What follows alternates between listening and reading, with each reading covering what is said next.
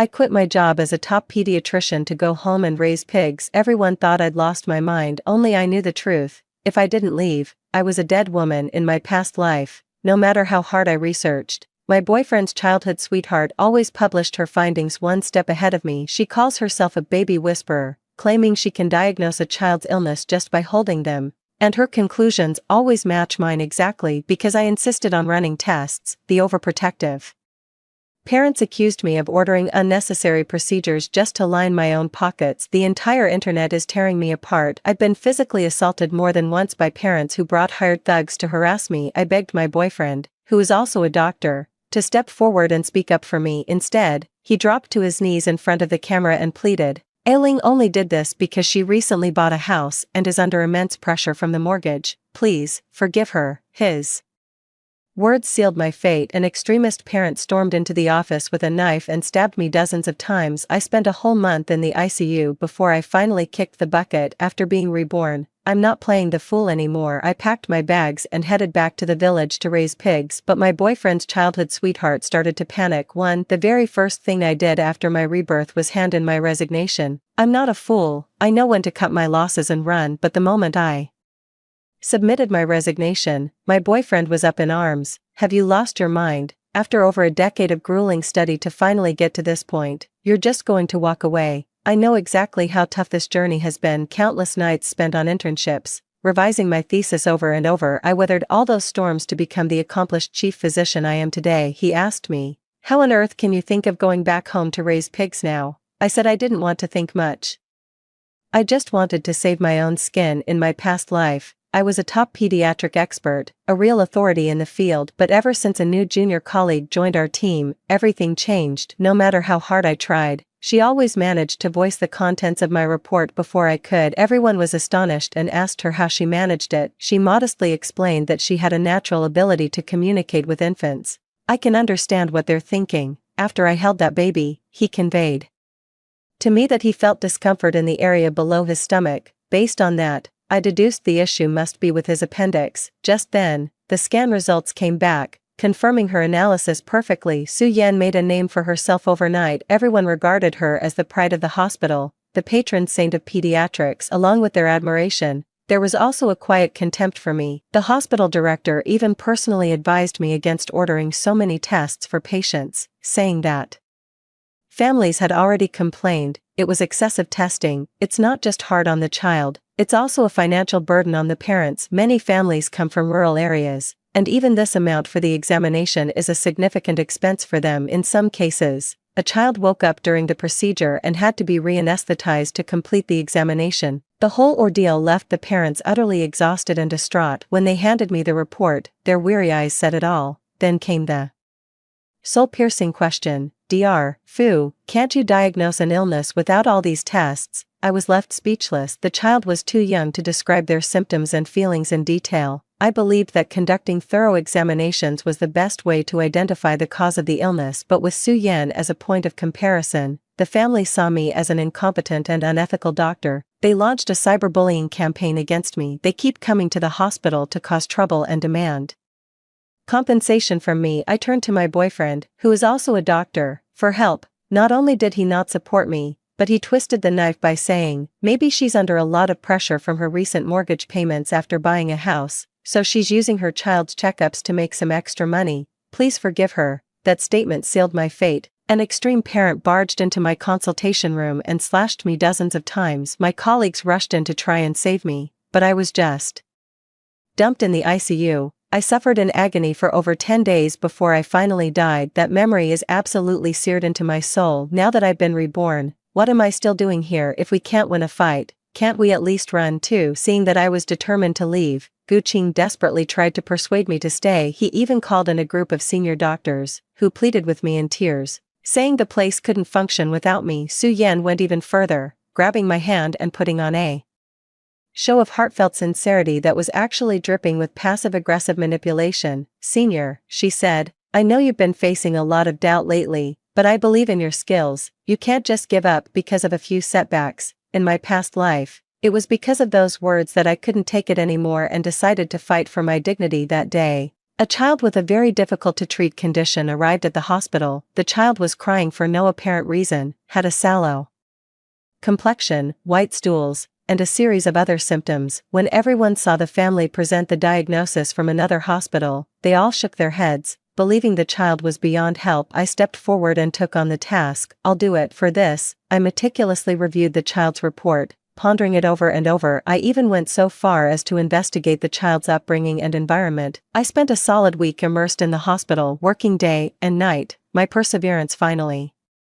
paid off, and I found a breakthrough. As I excitedly went to see the family with the report in hand, I heard a desperate, agonized scream from inside. The child was gone. The family broke down on the spot. Su Yan had already jumped in and stated the conclusion, word for word exactly as it was in my report. She let out a heavy sigh and comforted the family. I'm sorry, if I had arrived sooner, the child wouldn't have needed to undergo so many tests, and we could have saved their life. It was only then that I learned the child had gotten scared during the examination, started crying hysterically, suffered a sudden cardiac arrest, and passed away right then and there. There wasn't even a chance for resuscitation. The parents' emotions exploded on the spot when they saw a corpse being wheeled out of the examination room. Seeing me, they redirected all their fury onto me, convinced that my strong advocacy for the examination had led to their son's death. It's all your fault. Why take on a job you're not capable of handling? If our son hadn't undergone that examination, nothing would have happened. They slapped me over a dozen times, beating me black and blue. The incident was even posted online. Everyone started cyberbullying me. They accused me of having no medical ethics and abusing diagnostic tests. Some people even posted videos online of other children crying during medical examinations, saying,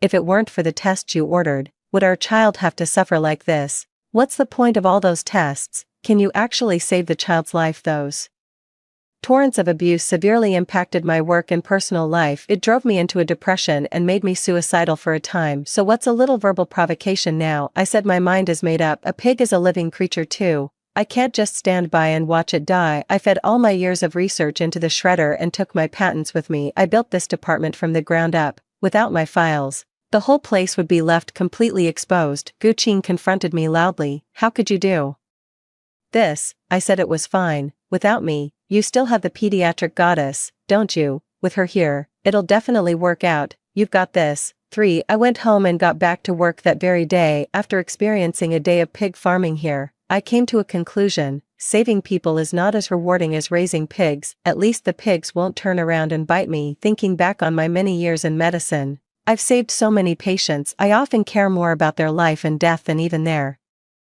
own family members do. I take every patient seriously. I study their reports. I compare their current condition. Then, I develop a tailored plan for them. Many people only see the long list of tests I order, not realizing I've already pared it down to the absolute essentials. Besides, most of it is covered by insurance, so it doesn't cost much. Yet, despite all this care, in the eyes of the patients' families, I'm still just a money-grubbing, unethical doctor. In that case, I quit. After returning, I started using my medical knowledge to scientifically raise pigs. I occasionally live-streamed some little-known facts about pigs. I also covered the popular topic of postpartum care for sows, which helped me gain quite a few followers for a while. With all those tips coming in, this guy's living the high life, no worse off than a doctor. But Fu Qing was frantic, calling me non-stop. The hospital is swamped with patients. We're completely overwhelmed. Come back and help us. Help so I can be your free labor and let Su Yan steal my work. I'm not that stupid. There's no way I'm going back.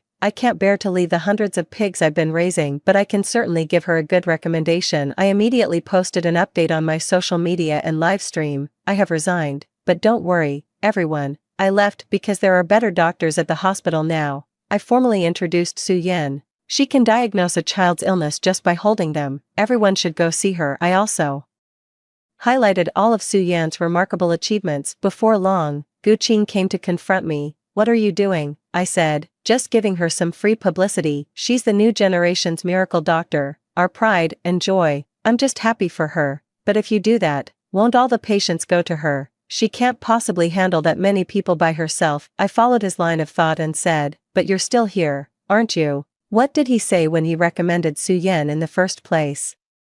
She's brilliant, the pride of their entire village. I could tell from her thesis that she wasn't up to par, but Gu Qing kept singing her praises in my ear. We're from the same hometown, so I figured I should lend a hand if I could. We've been thick as thieves since we were in diapers. Just do me this one favor." He personally wrote her recommendation letters and pulled strings left and right for her, putting in more effort than I did as her girlfriend. He even had the nerve to say, "Fine, if it comes to it, I'll take over her patients. Will that satisfy you?" Now I'm throwing those exact same words right back at him. What are you implying? I'm talking to you this nicely, and you still refuse to help. If that's the case, maybe we should just break up. In the past, I would have been heartbroken, but not anymore, because in my past life, when I died, that despicable couple showed up arm in arm. Su-Yan looked at me lying in the ICU with a smug face. Well, so this is the once unrivaled legendary Director Fu of Pediatrics. Turns out you're nothing special after all, but I should thank you. If I hadn't copied your reports, I wouldn't have reached such heights today. She nestled in Gu Qing's arms with a radiant smile. Darling, I really have to thank you for taking one for the team. I wouldn't be where I am today without you. Good, you understand. If it weren't for you, why would I have ever pursued such a dull and boring woman? They started getting frisky right in front of me. It was only then that I realized Gu Qing had pursued me so relentlessly back then, all to pave the way for his girlfriend. First, they got my letter of recommendation, then they plagiarized my report to gradually become the savior of our team, and finally, when the time was ripe, they kicked me to the curb. Later, these two stole my unpublished research report, filed a patent, and received a huge bonus in the end. They became mentors, selling courses, and raking in a fortune. Meanwhile, I was left to bear the shame, hooked up to tubes in the ICU, painfully gasping my last breath. This time, I'm going to do the exact opposite. After hyping up Su-Yan, a huge crowd showed up at the hospital entrance in no time, all scrambling to get an appointment with her. A good 100 people. Let's see how she handles that with her half-baked skills. For the patients' families are incredibly enthusiastic, and many specifically request her for consultations. They even praise her as a miracle doctor of our time. If just a simple hug can do the trick, that's wonderful. It means our child suffers less. Exactly. Even if the consultation fee is a bit higher, it's no problem at all. We came here specifically for her. We absolutely must see Dr. Su today. A group of people, with their children in tow, crowded right in front of her consultation room. The nurse had no choice but to have them take a number and wait in line. They formed a long queue, and the atmosphere on site was electric. However, the main character, Su-Yan, was nowhere to be seen. Gradually, the patients' families lost their patience and stormed up to the hospital director, demanding she be brought out. Only then did Su-Yan arrive belatedly, explaining that she was late due to a morning meeting. Dr. Su, thank goodness you're here. My child has been vomiting for no reason since yesterday. Could you please take a look? With that, a parent practically shoved their child into her arms. The child immediately burst into tears. Su-Yan was mortified. You could tell she was guilty just from the look on her face. Honestly, with her skill level, she'd struggle as a village doctor, let alone treat complex cases. The moment she picked up the child, her expression was priceless. But that's none of my business. I'll just keep tending to my pigs. I woke up to Gu Qing's relentless barrage of calls again. Ah Ling, I've got a case here. Could you take a look? I scoffed. Didn't we agree to break up? Why are you coming to me now? Gu Qing gave an awkward laugh. That was all said in the heat of the moment. Why take it so seriously? Besides, we're both doctors. No matter how angry we are, we can't mess around with a patient's case. Just do it as a favor. He sent over the medical records. I know this move all too well. He pulled the same stunt in my past life. He'd often send me cases to help solve, and out of affection for him as my boyfriend, I couldn't really say no. I used my off-duty hours to study the cases and even drafted a detailed plan, outlining the subsequent treatment steps in full. Little did I know, all that work ended up in Su-Yan's hands and became the leverage for her promotion and raise. But this time, I didn't refuse. I followed the same old routine and handed the report over to him. Although I did tweak the data a little. While I don't know how Su-Yan got a hold of my report ahead of time in my past life, one thing I'm sure of is that Gu Qing was definitely the middleman. I watched with a smile as he took back the report I deliberately filled with errors, then settled in for a good night's sleep. The next day, my phone was blowing up. I knew it. Good news was on the way. 5. The phone was ringing off the hook. Gu Qing's voice was urgent. What's going on? We followed your report to the letter. How could this happen? Do you have any idea that several patients have fallen into a coma? Now they're all rushing to the hospital with their kids, demanding an explanation. What are we going to do? You need to give them an answer. They've stormed into the hospital. That's fantastic. After all, I've personally experienced just how unhinged these parents can be. They're utterly unreasonable and incredibly aggressive, quick to resort to violence against medical staff. Just imagining it, I can already picture how spectacular that scene would be. I saw the live stream footage online. One of the parents slapped her right then and there, shouting, "What kind of doctor are you? My son took the medicine you prescribed and started coughing up blood last night, and my daughter, her stomach was already bothering her, and after taking your medicine, look at her now, her belly is swollen like she's about to give birth, and my son, he was crying and fussing the entire night yesterday." He cried himself hoarse faced with the parents questioning. Su Yan initially tried to maintain a calm facade, stating, "Any illness requires a course of treatment, please, there's no need to worry. Even a miracle drug wouldn't work that fast, please, be patient." But the parents weren't fools. They knew exactly what was going on with their own children, so they decided they weren't leaving. "We'll wait right here until you give us a proper explanation. Listen, if my son's condition doesn't improve today, I'm going to tear this hospital apart, yeah, and I'll rip your head off." These people aren't just making empty threats, they're fully capable of following through. I learned that the hard way in my past life. No matter where you hide, they'll hunt you down to the ends of the earth. If they say they'll kill you, they won't leave you breathing. So Su Yan was terrified. She barricaded herself in her office and refused to come out, and that's how we got to the opening scene, with Gu Qing calling me, hoping to enlist me as outside help, but I didn't pick up. I said, "I'm feeding the pigs, whatever it is, we'll talk after this afternoon." He was going crazy. This afternoon? If we wait until this afternoon, it'll be a total disaster. What's doomed? Ah, I can't hear you. The wind is really loud over here. I hung up immediately after saying that, otherwise, I would have burst out laughing, and that would have been so awkward. The next moment, Gu Qing's call came through again. There were countless other messages, all pretty much saying the same thing, begging me to come back and save the day. Just then, my apprentice from across the ocean messaged me, "Master, is this guy your boyfriend?" He sent over a screenshot. I took one look and thought, well, I'll be darned, it really is him. The funniest part was when he told me that Gu Qing pretended to be a patient for an online consultation. At first, he didn't recognize him, but he started to get suspicious when the questions being asked became increasingly professional. He did a quick search, discovered the profile picture was identical to my boyfriend's, and then told me all about it. I just had to laugh. That Gu Qing is such a clever little devil. It's a pity, but after all these years in medicine, I have connections to spare. I even have former students practicing abroad. I told my student, just tell him directly that the report I gave him contains an error. I'm really curious to see how Gu Qing will react once he finds out about this. 6. Sure enough, Gu Qing called again. Not a moment later, I answered it, but I let the pig take the call. "Fu Ling, what is wrong with you?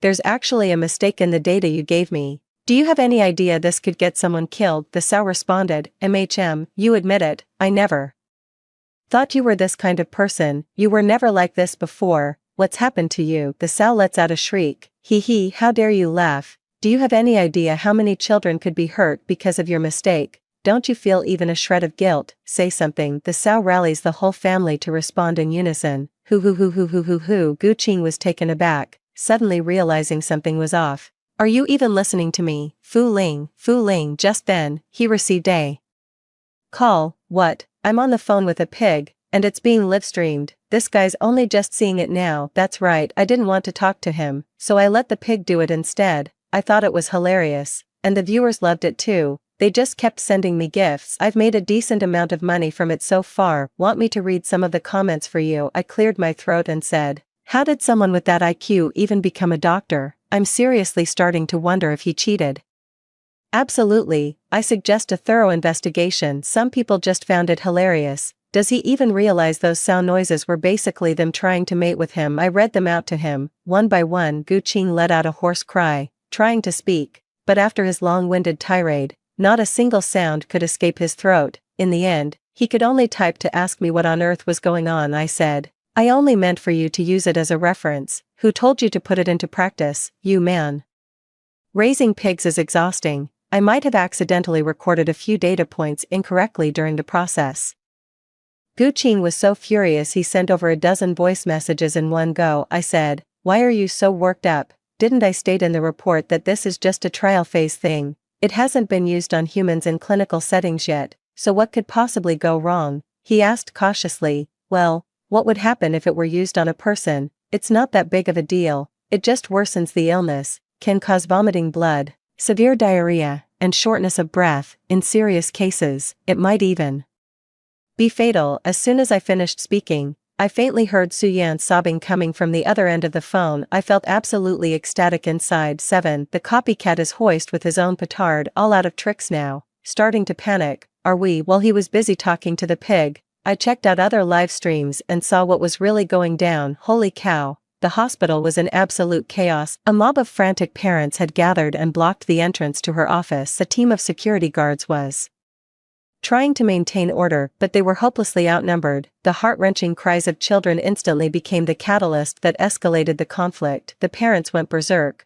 On the count of 3, they charged the door, dragged Suyan out, and seized her. So here you are, nice and cool with the AC while we've been out here looking for you. Listen up, if you don't give us a proper explanation today, you're dead meat. The crowd was too big. Even if security wanted to protect her, it was impossible. That's why Guqing was in such a hurry to ask me just now. His tone softened. Are you really telling me there's nothing you can do? You're a doctor. Where's your sense of responsibility? Responsibility. I used to be incredibly dedicated. I truly believed my profession was a sacred calling to save lives, so even when faced with challenges, I would give it my absolute all, because I deeply understood that saving a child meant saving an entire family. But what was the result? Time and again, the fruits of my hard work were stolen, and I was branded as an unethical doctor. I'm doing well just by not going on a rampage, and you have the nerve to lecture me. I'm raising pigs now. This stuff has nothing to do with me. Seeing my thick-skinned and shameless attitude, Guqing was frantic. He pleaded with me, trying every argument to get me to come up with a plan. Do it for the sake of all our years of friendship. Friendship. Now you want to talk about friendship? Ugh, disgusting, I teased him. Well, it's not like there's no way. He was overjoyed. What is it? You could go up the mountain to pray at the temple. Who knows, it might just work. How could you do this? Why shouldn't I be able to? In my past life, when I was desperate and begged him to take me in, how did he treat me? He broke up with me on the spot and kicked me right out. He even went online to twist the knife, implying that I only did this because I was under financial pressure from buying a house recently, saying, please forgive her mistake. For my own boyfriend to say something like that, wasn't he just setting me up to take the fall? And the worst part is, he anonymously leaked my address online, sending those parents straight to my door. In my past life, I was always puzzled about how they found out. It wasn't until I saw the messages on his phone, right before I resigned, that I finally understood. He had gathered all the parents who were unhappy with me into a group chat, under the guise of advocating for the patients. He was actually stirring up their emotions. He incited them to take extreme actions. When they came to confront me, I explained my treatment philosophy to them sincerely, to identify the root cause as quickly as possible, so the child would genuinely suffer less. A significant number of parents had understood my point and acknowledged that medical examination was necessary. They simply couldn't bear to see their children cry and fuss. But at that moment, several parents, brainwashed by Guqing and driven to irrationality, suddenly rushed out and stabbed me to death. If it weren't for his big mouth, I wouldn't have died in my previous life. And now you have the nerve to come begging me. What the hell are you asking for? I said, I'm just a butcher now. What's the big deal if I'm not precise? I've only tested this on pigs. Why are you so nervous? You didn't use it on a person, did you? I could clearly hear Guqing's breathing grow noticeably more rapid over the phone. Oh, getting scared, getting worked up, that's more like it. That's exactly the effect I was going for, I said. Then I'll make an announcement right away, telling everyone that if they have those illnesses, they absolutely must not take the medicine as I described above, or it could be life-threatening. I pretended to speak with great urgency. Upon hearing this, Guqing was stunned and began to grasp my meaning. You mean you already published this paper online? Exactly, isn't that just my long-standing habit? Guqing realized the severity of the situation and let out a terrified shriek. When did you upload it? Why didn't you tell me? If you don't upload your own work right away, what if someone with ill intentions gets their hands on it? Forget about losing your own work. Ugh, imagine how awful it would be to get framed for it. Instead, enough talk. I need to go issue a statement. To put it bluntly, anyone who follows that medication regimen will run into trouble. However, by the time I wrote this paper, I had already quit my job to raise pigs. I stated this up front, so don't come to me with any issues. I'm just an amateur. As soon as I posted it, someone came at me. Do you really think you can wash your hands of this just by saying it has nothing to do with you? I knew someone would ask that, and I was prepared for it from the start. I wasn't even a doctor when I wrote this paper, and hey, buddy, maybe take a look at the name of this website. It's called Amateur Medical Enthusiast Hub for a reason. Since we're all amateurs here, what's wrong with me being a little unprofessional? Besides, it's not like I published this paper anywhere. You should be more concerned about who actually prescribed you that medication. With that little nudge from me, the penny finally dropped for them. Dr. Su Yan was the one who prescribed the medication for us. That's strange. If no one else has seen this thesis, how did Dr. Su know about it? Could it be plagiarized? Let's go ask her. Everyone rose up against her, not only blocking the female supporting character's consultation room but also demanding an explanation from her. Su Yan was dragged out, her expression one of utter mortification. As if being publicly shamed, she stammered, I'll figure something out. Then, devastating news arrived from the hospital. A child, having taken the medication Su Yan prescribed, had suffered a severe reaction. The child had fallen into a coma that morning and had just been rushed in for emergency treatment. Despite the resuscitation team's efforts, they were unable to save the child. The parents, refusing to accept the outcome, demanded a thorough investigation. The findings were shocking. The cause was acute kidney failure resulting from a drug overdose. What's going on? My son's kidneys were perfectly fine. How could they fail? Did you, this doctor, prescribe the wrong medication? What finally enraged the parents was a single line in the assessment report. If this condition had been checked earlier, some medication would have sufficed, and it wouldn't have come to this. Their fury ignited instantly, and they grabbed Su Yan and started beating her. Didn't you say you could diagnose the child just by holding them? So much for being a baby whisperer. It was all a sham. You even plagiarized Director Fu's research. Give me back my son's life. They each took a swing at her, beating her until she was wailing in pain. Someone in the crowd sighed and said, it's all because of this wicked woman. If she hadn't schemed to drive Director Fu away, none of this would have happened. If he were still here,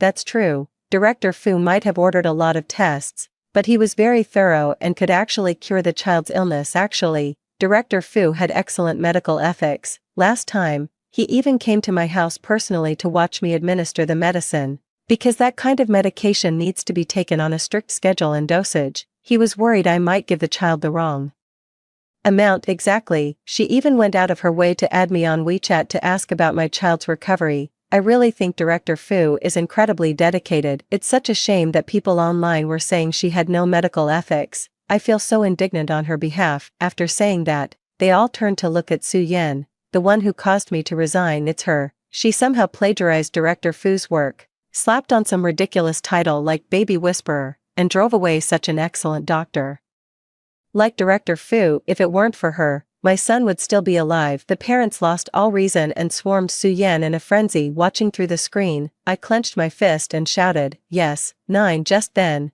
the hospital's investigation team arrived and immediately proved that Su Yan's research papers over the years had all been plagiarized from my work. Not only were all her titles revoked, but she was also fired on the spot. It all started after I posted that statement online, and people began to speak up for me voluntarily. They investigated Su Yan's papers from recent years and found not only traces of my work, but also that her current medication protocols were identical to mine. What else could it be but plagiarism? They also interviewed the hospital where Su Yan had previously worked. They said Su Yan was highly incompetent. She frequently received complaints from patients. A baby whisperer. Don't make me laugh. She can't even handle her own child without breaking down. Calling her a baby whisperer is utterly ridiculous. Under pressure, the hospital also launched an investigation and uncovered numerous suspicious points. Through a series of maneuvers, Su Yan was swiftly dethroned, becoming a useless charlatan in the eyes of the parents. Su Yan was terrified and screamed for help. Gu Qing, standing nearby,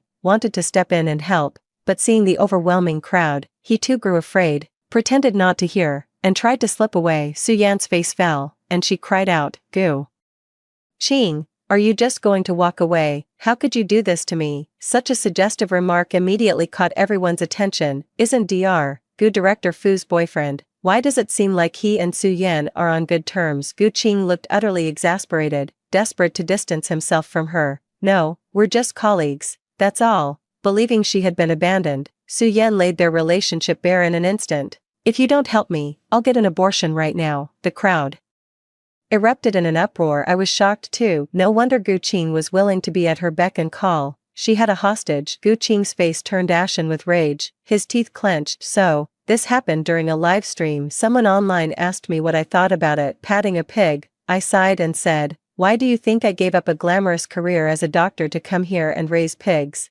That remark instantly struck a chord with the netizens. They voluntarily spilled the tea on their relationship. The outcome was far more shocking than I had imagined. Not only have many people seen them cuddling in private, but they've also been playing cards together in the office, and I have the pictures to prove it. A kind netizen posted the pictures online. Now I finally understand what Gu Qing meant by growing up bare-assed with Su Yan. This is exactly the kind of bear he was talking about. I let out a cold laugh. That bastard, Gu Qing. After all these years of living off me, using my resources to climb the ladder, this is the disgusting way he repays me behind my back, even though I already knew he had betrayed me. Seeing those shocking comments still cut me deep. For instance, in the online exposé, he complained that I was boring and said I had no femininity whatsoever. She's the kind of woman who makes your libido shrivel up at first sight. So, given a second chance, I've already figured out how to deal with him. I called the police. Hello, officer. Someone has plagiarized my thesis. It contains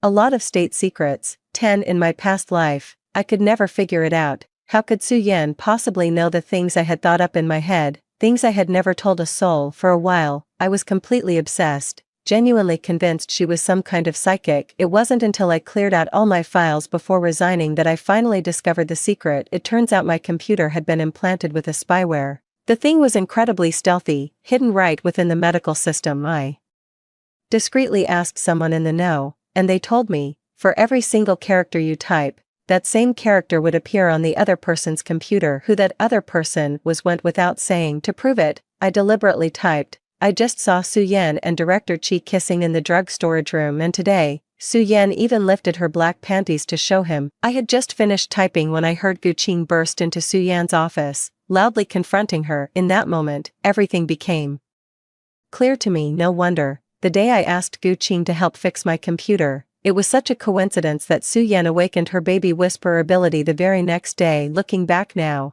it's truly chilling to think about. So after my rebirth, I stored a lot of documents on my computer, some of which were only accessible to someone at my director level. Some were even classified files. That day, I deliberately said to Gu Qing, even though I'm resigning, I still wanted to say goodbye to everyone. This moment was meant for him. If he hadn't been greedy, none of this would have happened, but he went ahead and did it anyway, copying all my documents with both witnesses and evidence against him. He's done for this time. Are you setting me up? Gu Qing glared at me angrily. I'm already on site. Some things just need to be seen with my own eyes. I smiled faintly. What do you mean, setting you up? Let me ask you this. How did my perfectly fine thesis end up in your hands? How do you explain that? I didn't ask you to cheat, did I? I didn't ask you to help her plagiarize, did I? You were the one who stole my paper, and now you're blaming me. With so many people here, some things don't need to be said out loud. Everyone's eyes say it all. As for Su Yan, I gave her a cool, detached glance. Honestly, I have a lot of things I'd love to say, but having died once, I've learned to be smarter. Sometimes, retreating in order to advance is the ultimate strategy. I said, forget it. I did want to come back to practice medicine, but, just forget it. That remark successfully provoked their anger. It's all because of you that Director Fu refuses to come back. You monster, I'm going to rid the world of you right now. Everyone was kicking and punching her, even with people trying to keep order. It was useless. In no time, they had beaten Su Yan so badly she lost control of her bladder. It looks like she might not even be able to breathe. I sneered inwardly. She totally deserved it. After that, many people begged me to come out of retirement. I kept on with my pig farming business, occasionally going live on stream. My simple life was quite comfortable and satisfying. The hospital sent wave after wave of people to see me, saying that if I just came back, I could name my own terms. I just smiled faintly and said, I'm afraid of repeating the same mistakes. The moment I said it, they understood instantly. The very next day, I received two pieces of wonderful news. The first was that the hospital ceased treatment for Su Yan, leaving her paralyzed from the waist down as I had intended. The second was that Gu Qing was locked away for good on charges of stealing state secrets. I went to see him once. He snarled at me like a rabid dog. It was you who set me up, wasn't it? LMAO. How does he even have the nerve to say something like that now? I might as well admit it. Yes, actually, the hospital helped out here too. They quietly upgraded the classification of the document I submitted earlier from confidential to top secret. Perfect. Guqing is going away for a long time after getting out. I posted an update. I'll be back once I've raised this batch of piggies. This time, nothing and no one will stand in my way. The end. Story 2. During a graduation trip deep sea diving, I got trapped in a cave. Just as my oxygen was running critically low, I discovered the backup tank was empty. Before I could even ask, my fiancé was the first to speak up and explain. I'm sorry, I gave the backup oxygen to Jojo. You'll have to control your breathing and hold on for a bit. Tapping on the icy, empty tank, I asked him, my consciousness fading, are you just going to leave me here to die? He snapped impatiently, there's plenty of oxygen in the cave, can't you just hold on a little longer? Xiao has claustrophobia, she needs the oxygen more than you do, you can't just stand by and watch her suffer, can you? Besides, it's just one oxygen canister. Do you have to make such a big deal out of it? When did you become so heartless?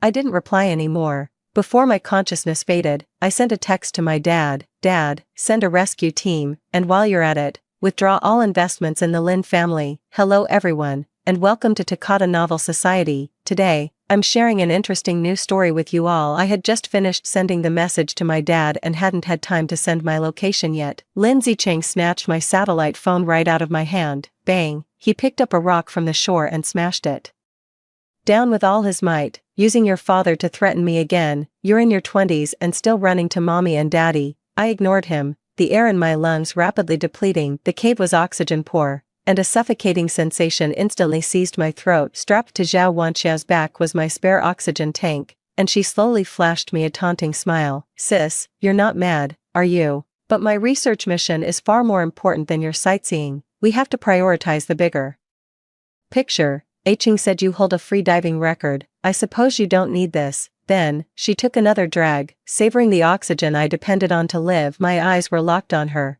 and on Lin Zicheng standing behind her. I had prepared meticulously for this deep dive. Bringing an extra oxygen tank was precisely for dealing with any unforeseen circumstances. I never expected that the only unforeseen circumstance would be my fiancé. I didn't cry, nor did I make a scene. Instead, I calmly arrived at a conclusion. This might not be an accident, but murder. Lin Zicheng and Zhao Wanxiao were still laughing at me. Cat got your tongue. Did the lack of oxygen scare you, stupid? Lin Zicheng walked over, looking at Zhao Wanxiao with understanding. Don't worry, there's plenty of oxygen in this cave, enough for her to breathe for a good while. She's not going to die, she's just being dramatic, trying to get my attention. I was too weak to argue, feeling only a sharp sting in my leg. Looking down, I saw a long gash torn open by the reef in the chaos, blood welling up and spilling out. In the deep sea, the scent of blood attracts sharks. I had to tend to the wound immediately. I took the hemostatic spray out of the first aid kit, but the moment I got the bottle out, Lin Zicheng snatched it away. Chia's hand got scratched too. He showed no trace of remorse on his face as he carefully cradled Zhao Wanxiao's hand, where there was only a faint, barely visible red mark. What if a young lady ends up with a scar? Zhao Wanxiao immediately feigned fragility, leaning into Lin Zicheng's arms. Aiching, this is all my fault. Sister Yao Yao is hurt worse than I am. You should give it to her first. Absolutely not. Lin Zicheng refused outright, his tone full of concern. Your hands are far too precious. You need them for delicate experiments in the future. She's tough. She'll be fine. He unscrewed the spray cap and meticulously applied it to Zhao Wanxiao's insignificant wound. But my wound was still bleeding profusely. If the bleeding doesn't stop, I'll go into shock. I stared at Lin Zicheng with resentment, yet he thought I was putting on an act and snorted with derision. This old trick again, Jiang Yao. I've seen this self-injury ploy of yours since we were kids. I'm long since sick of it. Zhao Wanxiao, meanwhile, was fanning the flames from the sidelines. Sister Yao, even if you can't stand me, you shouldn't play with your own life like this. Aiching would be worried. With that, she took the spray from Lin Zicheng and, right in front of me, emptied nearly the entire remaining bottle onto her own hand. Seeing the smug look in her eyes, I was so furious my vision went dark. Blood loss and lack of oxygen made my vision grow increasingly blurry. I reached out, trying to snatch my medical kit back. Lin Zicheng, thinking I was about to attack Zhao Wanxiao, shot me a fierce glare. He raised his foot and kicked me square in the chest. The impact sent me flying backward, and I slammed hard against the rock wall behind me.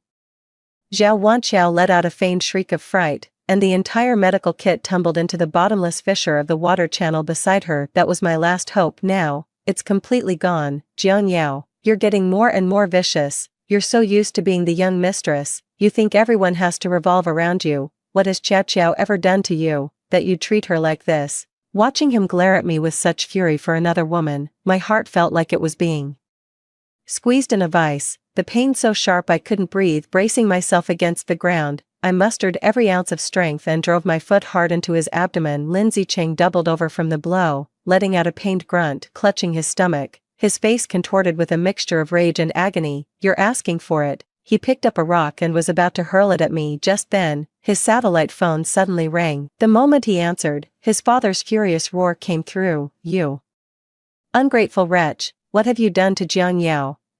Chairman Jiang himself called me. I don't care what you did, you must bring Jiang Yao back safely, right now. Lin Zicheng's face turned deathly pale as he finally grasped the gravity of the situation. He snapped his head toward me, his eyes burning with intense hatred. Jiang Yao, you've really grown a backbone, haven't you? Are you satisfied now that I've been chewed out? The expedition team members, always following Lin Zicheng's lead, all joined in to point their fingers at me. What a buzzkill, you can't do anything right, just dead weight. Exactly. I can't for the life of me understand why they'd bring a pampered little princess like you on such a critical deep-sea mission. What they don't know is that the entire funding for this expedition, their salaries and the exorbitant cost of equipment, came from an investment I secured from my father, all because Lin Zicheng begged me on his knees. I opened my mouth, wanting to tell them everything, but I was lightheaded from oxygen deprivation. My chest felt like it was being crushed by a ton of bricks, and not a single sound would come out. Seeing this, Zhao Wanqiao immediately pretended to be terrified and hid behind Lin Zicheng. Yao Yao, I'm sorry, it's all my fault, please don't be angry, but you shouldn't have tattled to your father over such a trivial matter, wasting all our hard work for so long. While her words were an apology, between the lines, she was implying that I was being unreasonable. Lin Zicheng immediately shielded her protectively behind him, his heart aching for her. Why are you apologizing? She's the one being petty and jealous over nothing. There's nothing between me and Qiao Qiao, we're just a regular senior and junior. Is that really such a big deal to you, Junior? I felt so absurd I wanted to laugh. Stealing your own fiancé's oxygen tank and life-saving medicine. For a regular underclassman, I opened my mouth to mock him, but due to the lack of oxygen, not a single word came out. Seeing me like that, the crowd only laughed louder. Look at her, putting on an act again. What a shame she didn't become an actress with that kind of performance. Exactly, faking an illness just because she's jealous. That's so typical of her. Lin Zicheng had completely lost his patience. He thought I was pretending to be sick just to get his attention. Enough already. Stop making a spectacle of yourself here. He dragged me roughly and hauled me into a deep pit within the cave. You can stay right here and reflect on your actions. The pit walls were slick. When I fell, I injured my knee again, making it impossible to climb out.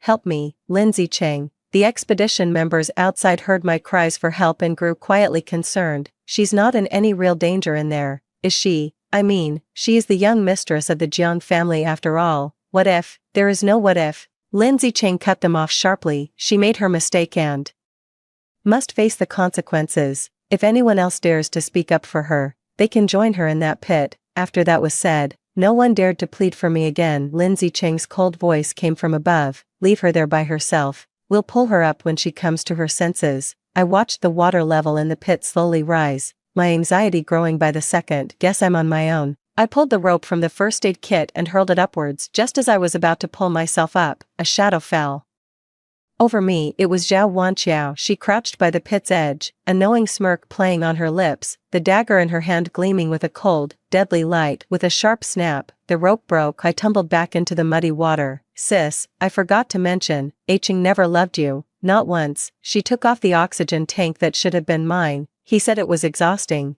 always having to humor you and cater to your spoiled princess tantrums. If you weren't still useful to him, he would have kicked you to the curb long ago. She opened the valve and emptied every last bit of oxygen right in front of me. Well, you won't be needing this anymore anyway. 3. I could only watch, helpless, as Zhao Wanqiao finished it all, but I didn't even have the strength left to scream. She tossed the empty bottle aside and then waved another item in front of my eyes. It was the data I'd been collecting over the past few days. Oh, right. And then there's this, her smile grew even more smug, so, this is the deep-sea data you've been pulling all-nighters to compile, what a shame. With those words, she let go. The memory card, containing all my painstaking work, drifted from her fingers and vanished into the churning undercurrent below. No, I screamed in desperation, that was my life's work, the fruit of countless sleepless nights and relentless effort. My shouts finally caught the attention of Lindsay Cheng and the others nearby. He rushed over at the sound, only to be met with a completely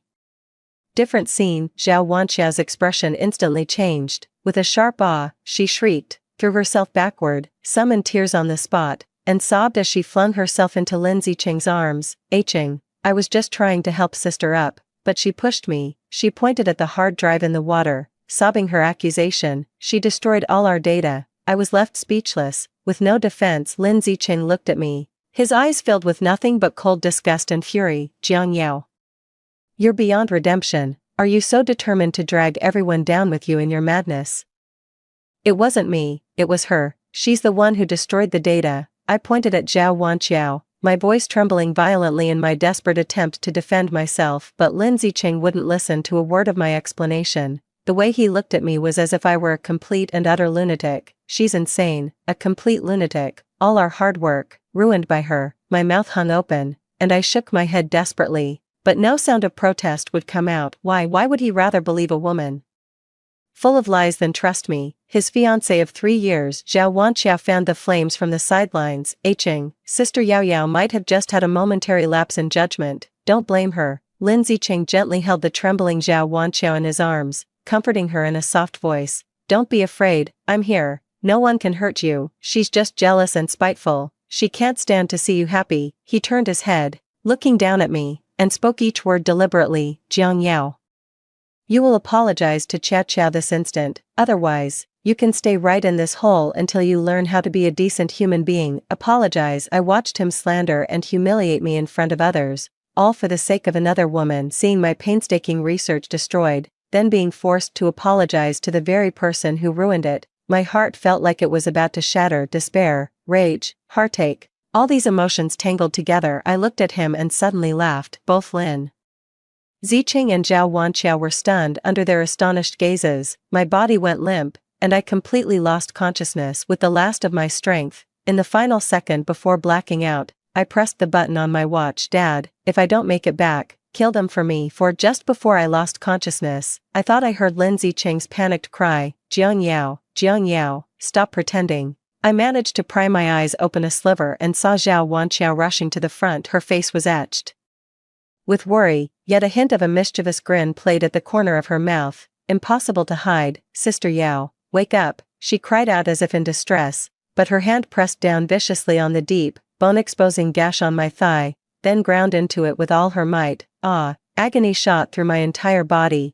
I let out a piercing shriek from the pain and jolted awake. This was no rescue attempt. She was clearly trying to make me bleed out before anyone could pull me to safety. Realizing this, I instinctively pushed her away with all my strength. Get away from me. Lin Wan staggered back a few steps from my shove, then immediately put on that pitiful, delicate act again, looking tearfully at Lindsay Cheng as he rushed over.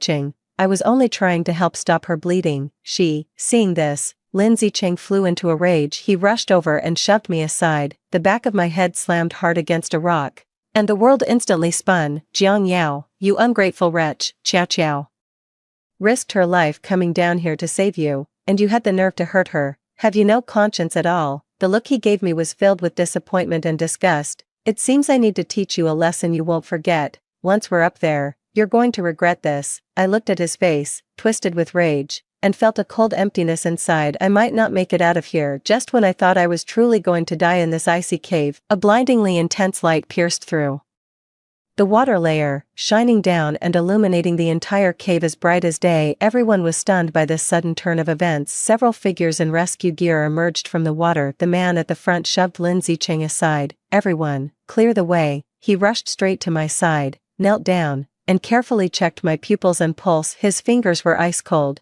yet his touch was incredibly gentle. The casualty is severely hypoxic, has lost a lot of blood, and has a weak pulse. Initiate emergency treatment immediately. He calmly issued orders to the team members behind him. Lindsay Cheng was stunned. He stared at the scene before him and shouted in disbelief, "Who are you? Who sent you?" The man in charge didn't even look up. As he expertly fitted the oxygen mask over my face, he coldly uttered a few words, "You don't have the right to know," as the fresh oxygen flooded my lungs. My muddled consciousness finally cleared for a moment. I saw the look of utter disbelief on Lin Zicheng's face. He probably couldn't fathom why anyone would come to rescue me. It seemed only at this moment did he realize I wasn't faking my illness. I was truly on the verge of death. As the stretcher was slowly hoisted up and passed by Lin Zicheng, I mustered every last ounce of my strength to mouth a silent word to him, "You're finished," over the satellite phone. His father's voice trembled with a mixture of extreme rage and lingering fear. "Yao Yao, you're awake, thank goodness, Dad." My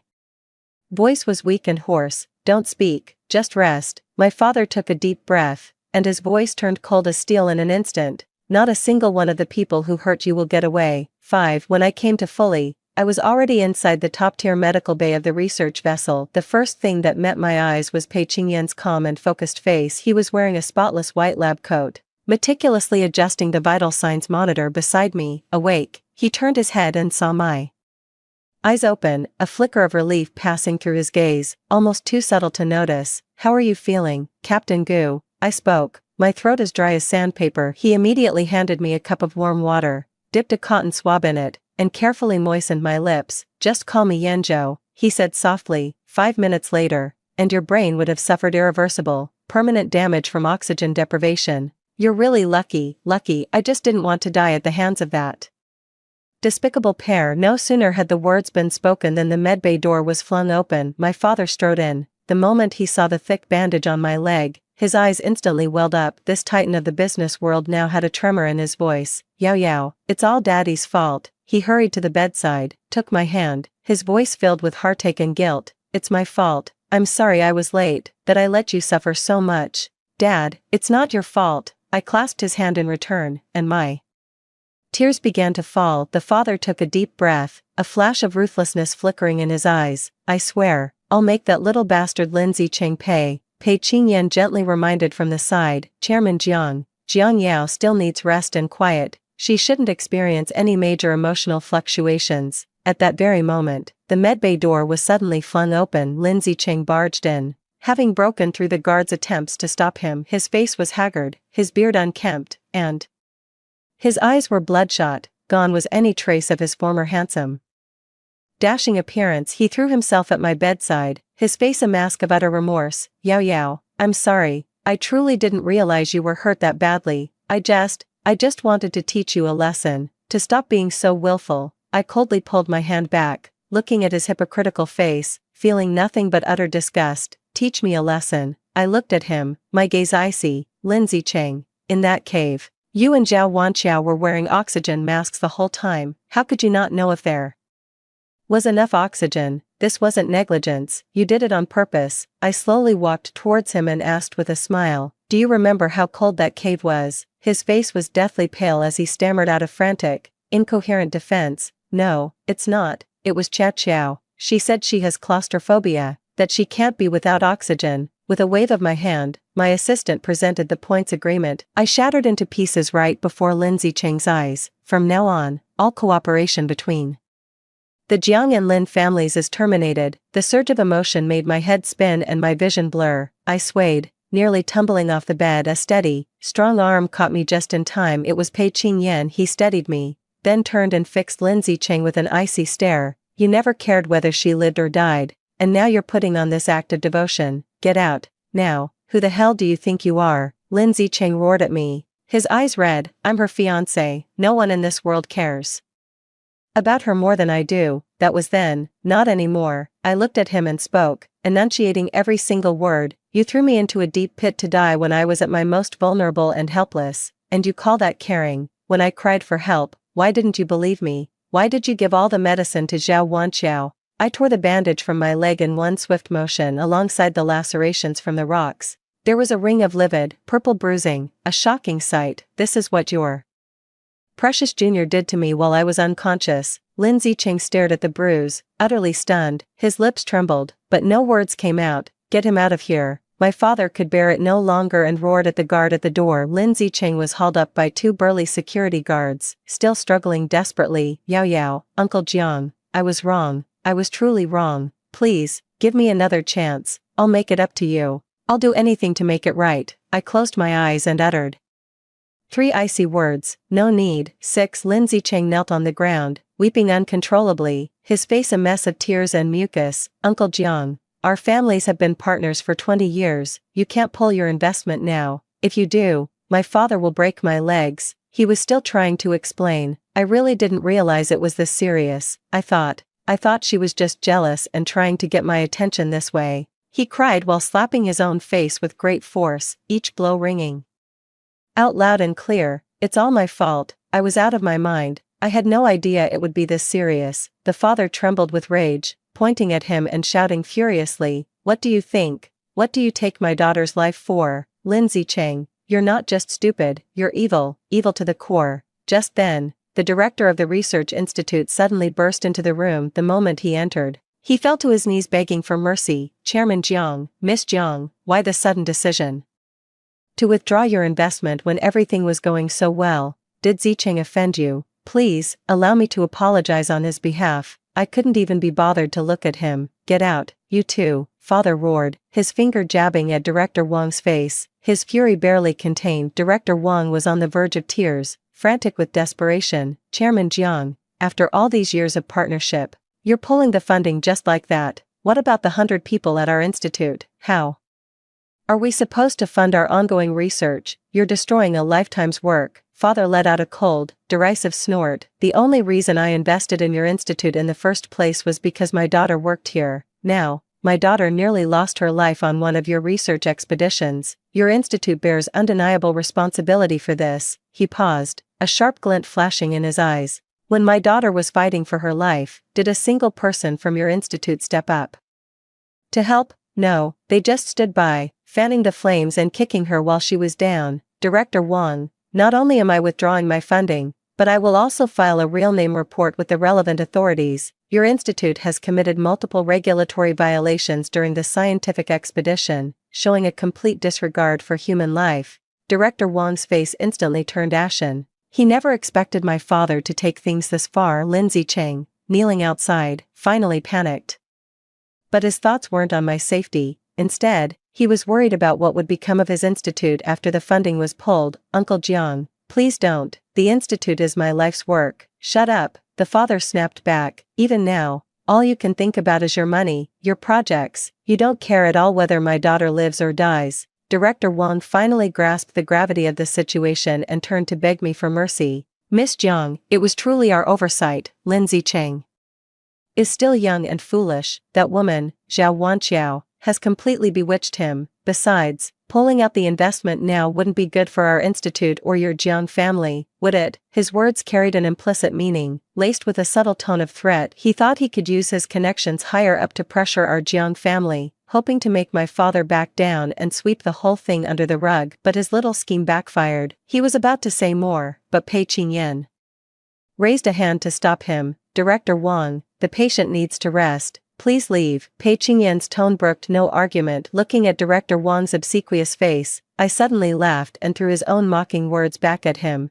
Director Wang, haven't you always looked down on me as a spoiled little rich girl? Director Wang rubbed his hands together awkwardly, a forced smile plastered across his face. That was all just a joke. Miss Jiang, please, be magnanimous. A joke. My smile turned even colder. If I remember correctly, wasn't it you, Director Wang, who personally approved Zhao Wanqiao's special recruitment into this expedition team? Director Wang's smile froze on his face. 7 Lin Zicheng was about to explain further when the medbay door was slammed open once more. Zhao Wanqiao burst in like a madwoman, having clearly overheard the previous conversation. She immediately pointed a finger at my face and began shrieking accusations. Jiang Yao, you vile woman, what makes you so special? Without the Jiang family, you're not even worthy of tying Cheng's shoes. Do you think Cheng loves you? He only loves me. It's always been me. You're the shameless one, using your family's filthy money to cling to him relentlessly. A deathly silence fell over the room. Lin Zicheng's face instantly drained of color. He lunged forward, desperate to cover Zhao Wanqiao's mouth. What nonsense are you talking? Shut your mouth. But it was already too late. Why should I shut up?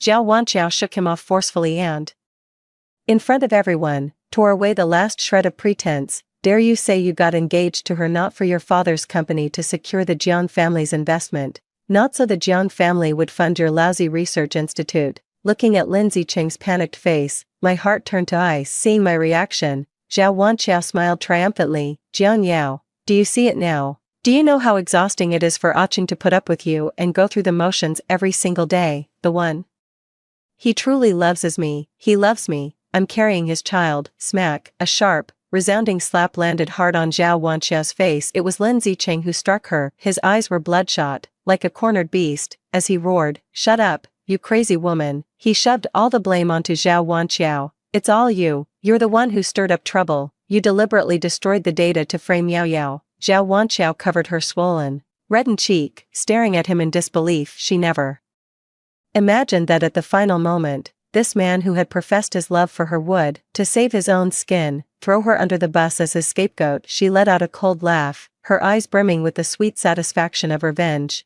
"Very well, Lin Ziqing." From her handbag, she slowly produced a folded piece of paper. "Since you've shown no mercy, don't blame me for being ruthless. It was a pregnancy test result. I'm pregnant. 8 weeks. The baby is yours." Lin Ziqing, however, violently shook off her hand. "Stop talking nonsense. I never touched you. How could it be mine? Who knows which man you had that child with?" Seeing he wouldn't admit it, Zhao Wanqiao pulled out her phone and played a video. The two pale figures entangled on the screen were unmistakably her and Lin Ziqing. Lin Ziqing completely lost it. He grabbed Zhao Wanqiao by the hair and began slapping her face frantically. Watching this whole spectacle, I felt nothing but utter exhaustion. "Security, get them all out of here." Lin Ziqing heard my voice and whipped his head around, his face still streaked with tears of despair. "Yao Yao, please don't do this. I still love you." I looked at him and laughed scornfully. "What you love is the Jiang family legacy that the name Jiang Yao represents." I declared it clearly, word by word, in front of everyone. "Lin Ziqing,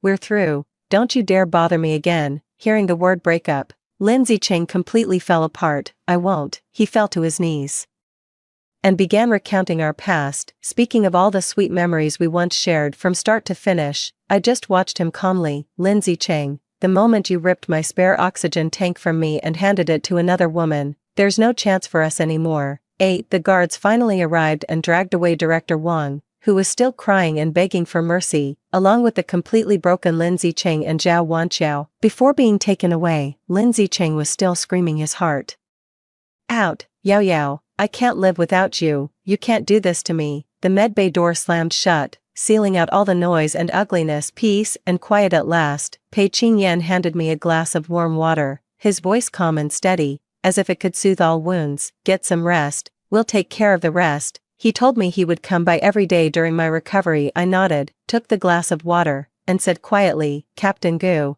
thank you. I owe you my life." Hearing this, he let out a soft chuckle, a gentle ripple stirring in the depths of his eyes. "No, it would be more accurate to say I've repaid you a life." I was stunned, staring at him in confusion. It was only under my persistent questioning that he finally explained. Many years ago, when he was just learning to dive, he nearly drowned at sea due to his lack of experience. It was I who happened to pass by and found him. Without hesitation, I pulled him out of the water and even performed CPR on him. My heart skipped a beat as a long-buried memory was instantly reawakened. That year, I had just gotten my diving license and was vacationing by the sea. I did indeed rescue a young man who was drowning. It was an emergency, so I didn't get a clear look at his face, and I didn't think much of it afterward. "That person was you?" I asked in disbelief. Pei Qingyan's ears flushed slightly, and he cleared his throat somewhat awkwardly. "Yes. I thought to myself back then that I must repay her one day. I never imagined we'd actually meet again." Learning the full story, my cheeks grew warm, and an indescribable, wonderful feeling welled up in my heart. "So, this time you..." "Not entirely," he cut me off, his gaze turning earnest and sincere. "I was genuinely shocked when I received your father's call for help, but when I saw you, in that desperate situation, calmly activating the distress beacon to save yourself, I realized what I admire isn't just the kind-hearted girl from 5 years ago, but the resilient, strong woman you are now." In the days that followed, Pei Qingyan came to the medical bay every day. Officially, it was for my rehabilitation checkups, but in reality, he spent most of the time chatting with me, telling me fascinating diving stories from around the world and planning my future recovery training. 2 weeks later, I was discharged, fully recovered. News of the Liu family's bankruptcy was plastered across every headline. Only after a thorough investigation did the police discover that Lin Zicheng's so-called Scientific Research Institute was merely a front. He had abused his position to extensively steal and sell rare deep-sea biological and mineral samples.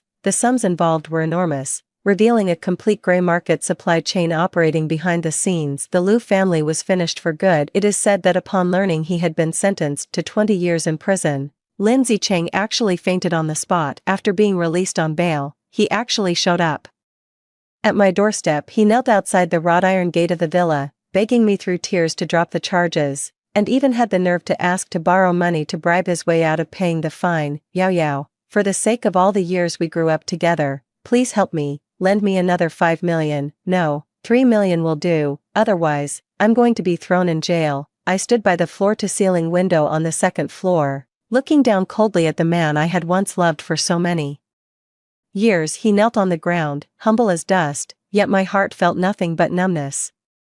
I left home for the hospital. Today is the day for my rehabilitation training. The nurses in the hospital couldn't help but tease him when they saw him. Dr. Gu is here again. It's the first time we've seen him take such an interest in a girl. I find myself enjoying the time I spend with Pei Qingyan more and more. That sense of peace, respect, and being cherished is something I never experienced with Lin Zicheng. Pei Qingyan walked over to me, naturally took the rehabilitation equipment from my hands, and promised, "Don't worry about the outside world, I'll be here for your rehab, for as long as it takes." Sunlight streamed through the window, falling on him. As I looked at his gentle profile, a frozen corner of my heart began to quietly thaw. 9. After a year of rehabilitation training, with Pei Qingyan by my side, I had made a full recovery. I had just finished swimming and stepped onto the beach when Pei Qingyan was already there waiting for me with a towel. But just then, a figure suddenly rushed out from the nearby coconut grove, stumbling and lunging toward me. The man was dressed in rags, his hair greasy and matted, reeking of sour filth, looking every bit a vagrant. He dropped to his knees right there on the sand in front of me,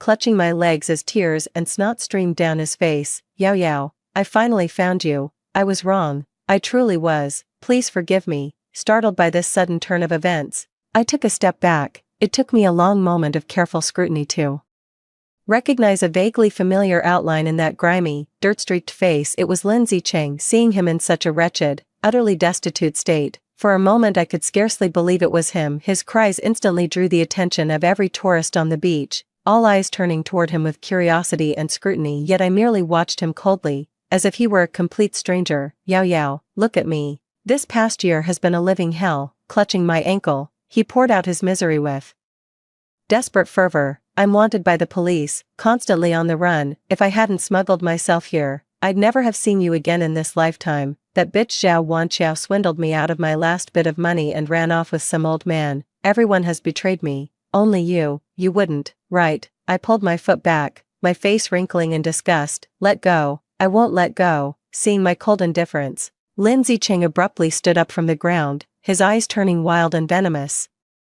"Jiang Yao, don't push me." He pulled a worn-out phone from his jacket and pointed it at me threateningly. "I have the Jiang family's secrets right here on my phone. If you don't give me 10 million to start a new life abroad, I swear, tomorrow's headlines around the world will be plastered with your family's scandal." My eyes turned cold. Back when I was madly in love with Lin Zicheng, I did indeed reveal some of our family company's internal secrets to him, but I never imagined that after the breakup, he would actually use this to threaten me. Thinking he had found my Achilles heel, a smug, twisted smile spread across his face. "Transfer the money to my account now, or else." Before he could finish his sentence, a figure flashed by. Before I knew it, Pei Qingyan had appeared in front of me. He raised his leg and delivered a vicious kick straight to Lin Zicheng's chest. Lin Zicheng was sent flying like a rag doll, his phone slipping from his grasp and landing on the sandy beach. Pei Qingyan picked up the phone and, without so much as a glance, hurled it into the sea. He looked down at Lin Zicheng, who was groaning in pain on the sand, a cold, mocking sneer curling at the corner of his mouth. "Using such despicable means to threaten a woman, Lin Zicheng, you've truly stooped to a new low." Just then, several police officers arrived and swiftly subdued Lin Zicheng, pinning him to the ground. Pei Qingyan had called the police at some point, unbeknownst to us, as the police handcuffed and led Lin Zicheng away. He was still shouting at me in bitter resentment, "Jiang Yao, I hope you die a horrible death, I'll haunt you from beyond the grave." As I watched him being escorted into the police car and disappearing from sight, I felt nothing inside. With that final problem resolved, peace returned to the beach. It was only after Lin Zicheng was arrested that I learned he had been sentenced to death. He was originally sentenced to just 20 years for trafficking illegal goods, but then, during his bail period, that scoundrel Zhao Wanqiao had to come back and taunt him after hooking up with some rich sugar daddy. Enraged, Lin Zicheng stabbed Zhao Wanqiao to death with a fruit knife and buried the body right there in the courtyard. After the police discovered the body, they launched a manhunt for Lin Zicheng. Who would have thought he'd be so brazen as to come looking for me? Pei Qingyan had been in secret contact with the police all along, so they simply set a trap to catch him red-handed. Pei Qingyan took off his own coat, draped it over my shoulders, and gently drew me into his embrace. "It's all over now," he said softly. I nodded, leaning against the warmth of his chest, feeling the steady rhythm of his heartbeat. He lowered his head, looking intently into my eyes, his voice clear and earnest. "Yao Yao, I love you. It's not because you saved my life 5 years ago. What I love is you. Your resilience, your kindness, the way you shine so brilliantly."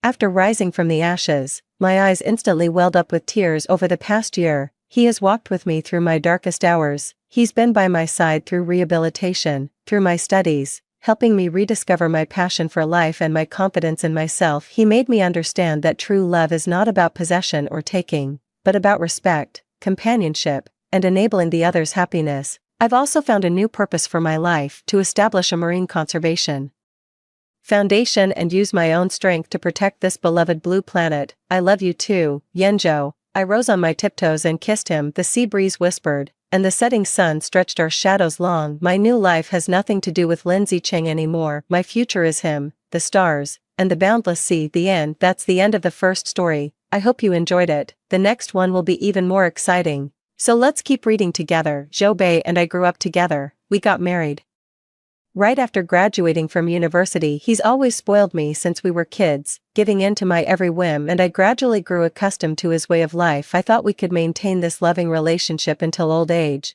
but I underestimated a man whose heart had changed. The greater the love was at the beginning, the more devastating the downfall at the end.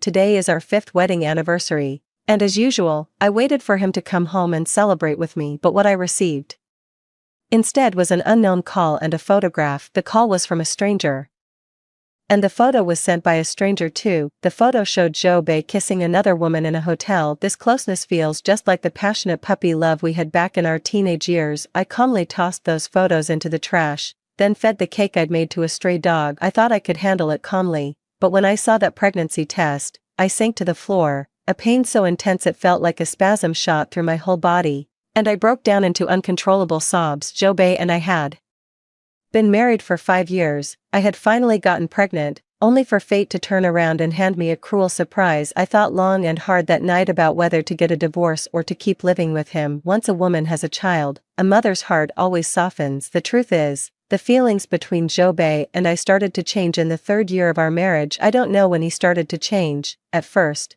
he came home on time every day, then it became a few times a week, and later, only 2 or 3 times a month. That's when I first started suspecting he was having an affair, but every time he came home, he showed me the same affection as always, so I dismissed the thought each time it arose. Maybe I trusted him too much, or maybe I couldn't let go of our 28 years together. Time and again, my heart softened, and I forgave his mistakes. I waited for him for a long time. Tonight, he still hadn't come home even after midnight. It wasn't until 1 o'clock that I finally received a message from him. "Honey, I'm working late tonight, so I won't be coming home. Don't wait up for me." I didn't reply to the message and just went upstairs to sleep too. "So, Mr. Zhou, who's better, me or your wife?" The woman nestled in Zhou Bei's arms teased him. Zhou Bei took a deep drag of his cigarette, but still no message appeared on his phone. Irritation welled up inside him. "You're not even fit to hold a candle to her. Humph. And yet you've kept me for 3 years. Aren't you afraid your wife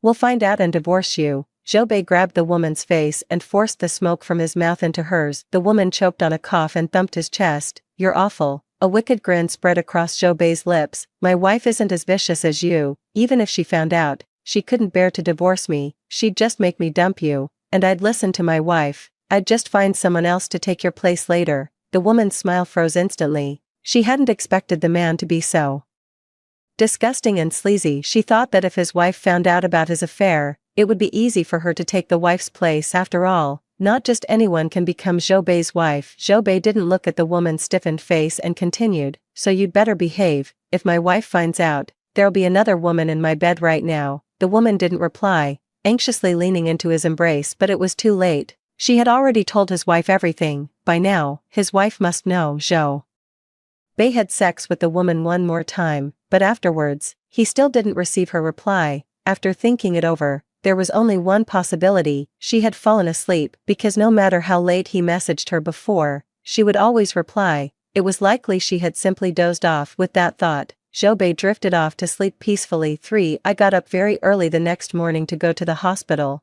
I hadn't slept all night, and I'd been thinking the whole time I'd decided to divorce him and terminate the pregnancy. I need to go through with the termination while the baby is still small and before I lose my nerve. If I wait until it's bigger, I'm afraid I'll get too attached and won't be able to go through with it. I don't want there to be a child after I divorce him. It wouldn't be good for anyone, especially not for the child. If you can't give a child a perfect family, then you shouldn't bring one into the world. There were many women there for abortions, some alone, others accompanied by their husbands. I waited from 8 in the morning until 10, and just as I was finally called in, his message arrived. Honey, my flight to Beijing is today. I'll probably be back in a week. What would you like as a gift this time? I'll bring it back for you. A bitter smile touched my lips. I glanced at the operating room door, then back at his message on my phone. My hand rested on my stomach as I said a final goodbye to our child. Jobei, the child you always wanted, in the end, it's gone because of you. I replied to his message. I don't want anything,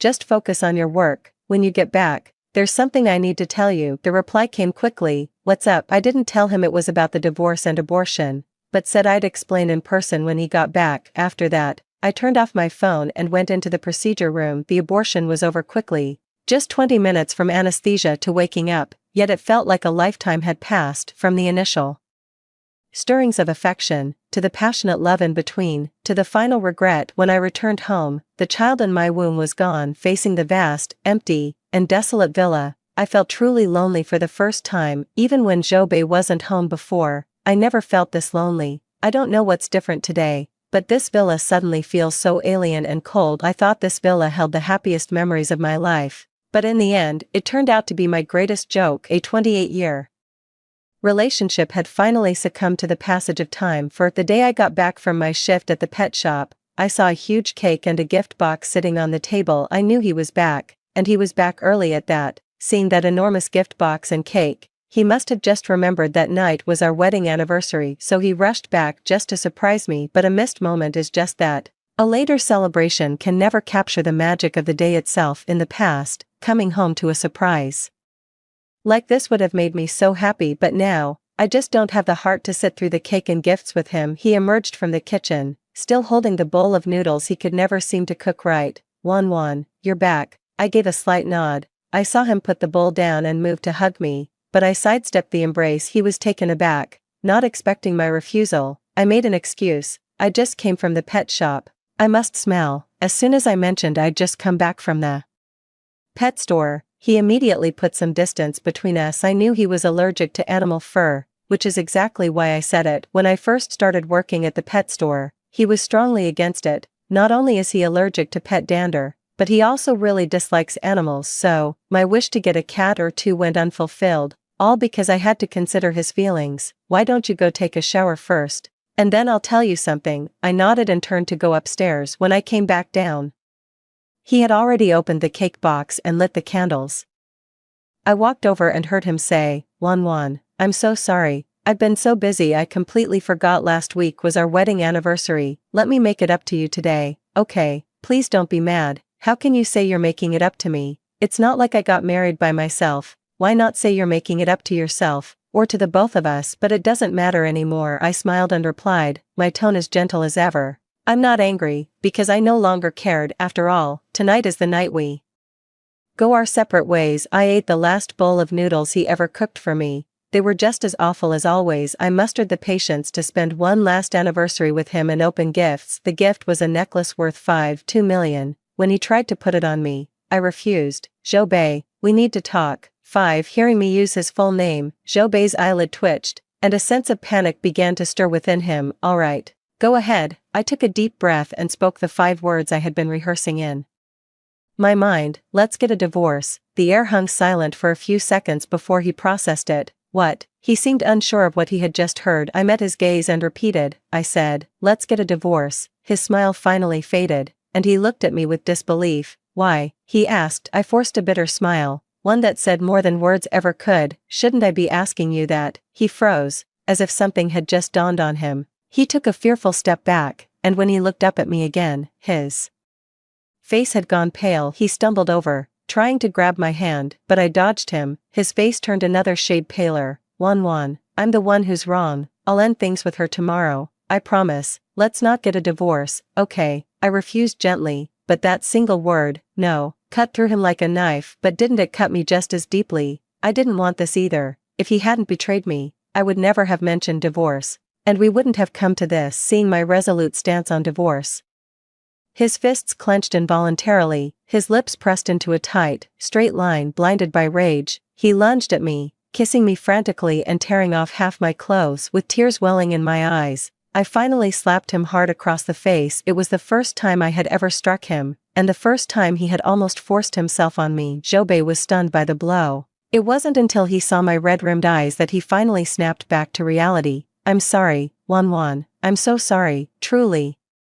He kept apologizing, but I couldn't hear a word of it. In that moment, I felt nothing but utter disappointment. After frantically straightening my clothes for me, he couldn't face the divorce I mentioned and simply walked out the door. The door slammed shut with a deafening crash, its echo reverberating through the house for what felt like an eternity. After I brought up divorce, Zhou Bei vanished into thin air. No replies to my messages, no answer to my calls. I let out a bitter laugh. Was he really this dead set against getting a divorce? But my mind was made up. I was determined to divorce him. I was planning to go straight to his office to find him that day, but I got into a car accident on the way. A large truck's brakes failed, and it came right at me. If I hadn't reacted quickly to avoid the oncoming truck, I would have ended up in the lake. However, my car still crashed into the guardrail. Fortunately, I wasn't seriously injured, just a minor scrape on my forehead. My first instinct was to call Zhou Bei, but I hesitated as I was about to dial. He probably wouldn't answer my call anyway, and since I've already decided to divorce him, I shouldn't bother him anymore. The police arrived quickly to handle the traffic accident.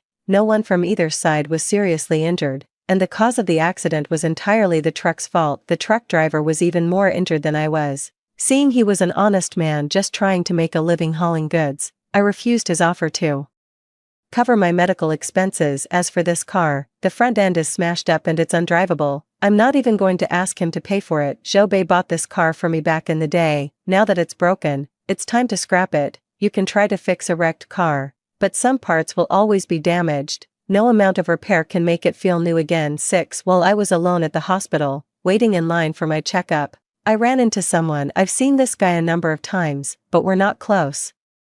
He's Zhou Bei's father's right-hand man, Xiaoheng. I've heard there's no contract he can't land when he's on the case. I decided to lower my head to avoid his gaze, hoping he wouldn't recognize me. If he figured out it was me, Zhou Bei's father would likely find out about my car accident. Zhou Bei's parents have always been very kind to me, so I really don't want them cutting their overseas trip short and rushing back just to check on my minor injuries. If Zhou Bei's parents come back, it'll be even harder to get this divorce. Even with my head buried in my clothes, he still recognized me. Miss Zhou. The man's voice was deep and resonant, perfect for a soothing bedtime story. I clutched my phone awkwardly, pulling my head out from my collar with embarrassment and feigning a look of surprise. Mr. Xiao, what are you doing here? Xiaoheng didn't answer my question right away, his gaze fixed on the wound on my forehead. What happened, Miss Zhou? That injury on your forehead, it's nothing. I just bumped myself in the shower, I said casually, making up an excuse. I didn't mention the car accident, so he wouldn't tell Zhou Bei's parents about this minor incident. He nodded and asked me,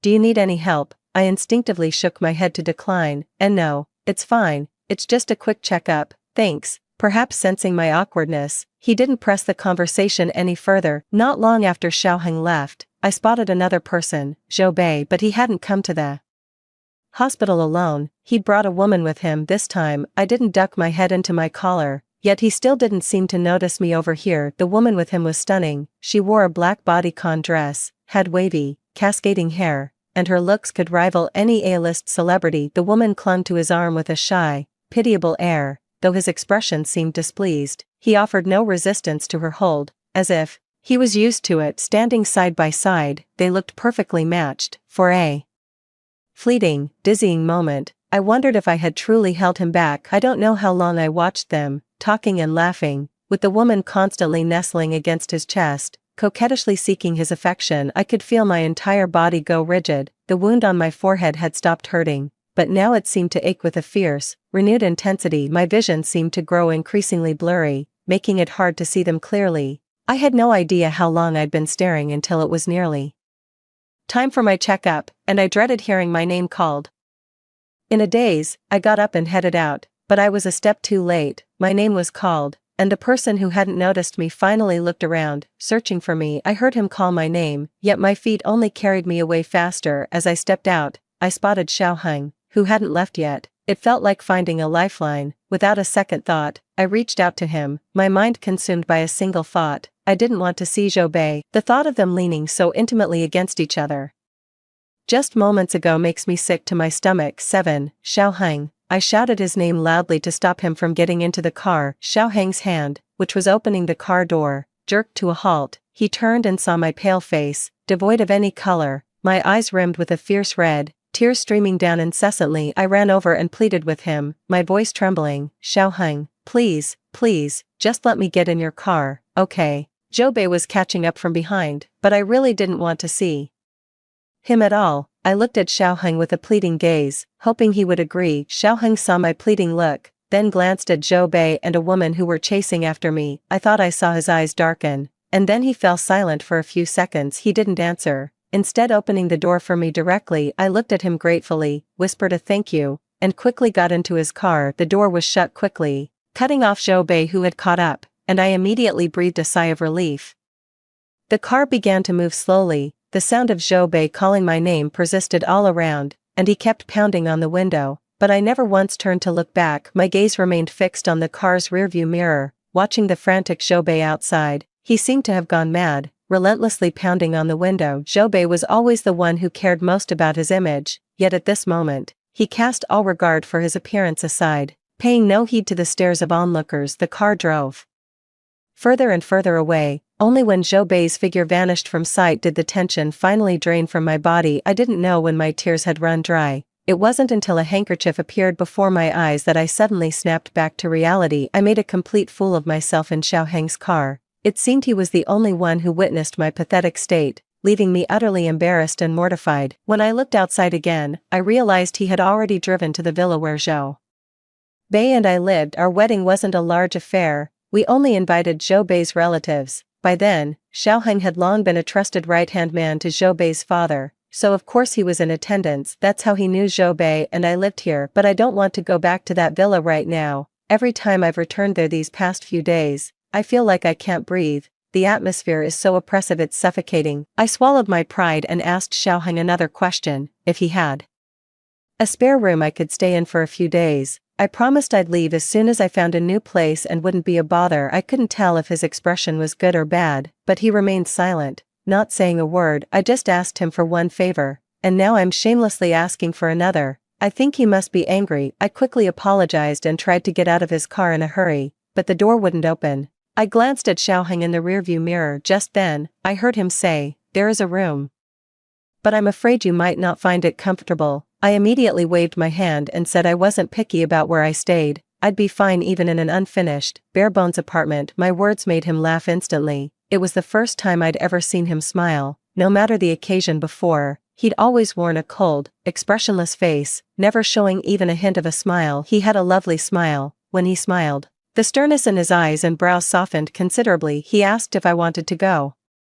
grab some clothes first. I agreed, as it was too late to buy new ones now, and I didn't want to cause him any more trouble. 8. I had assumed the place he said he was uncomfortable in was a rather simple house, but when I saw his home, I was taken aback. Honestly, This place isn't all that different from the villa I shared with Jobei. The only real difference is the decor. It's much darker and more somber, which suits him perfectly. When I walked in, I saw a golden retriever. It looked adorable and well-behaved, but its personality was the complete opposite of its owners. The dog was lively and full of energy. He showed me to a room on the second floor. The interior design was even more off-putting, and I instantly regretted my decision. The decor in here has such a feminine touch. I'm starting to regret agreeing to stay over. It completely slipped my mind that he probably has a girlfriend. If his girlfriend were to suddenly come back, it'd be impossible to explain. I'm thinking maybe I should just go home, but it's like he can read my mind. He spoke up first to explain, "This is my mom's room.